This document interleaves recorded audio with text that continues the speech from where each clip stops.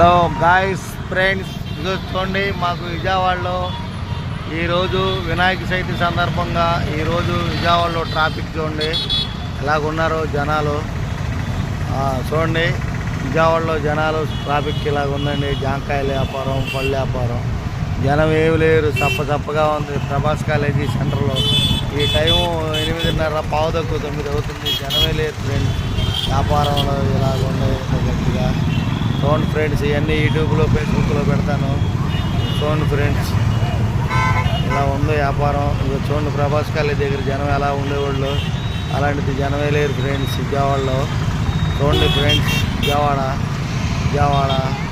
చూడండి, ఏం ఊపు లేదండి జనాల్లో, ఏం కసి లేదు అసలు. వ్యాపారాల్లో గస్సే లేదు.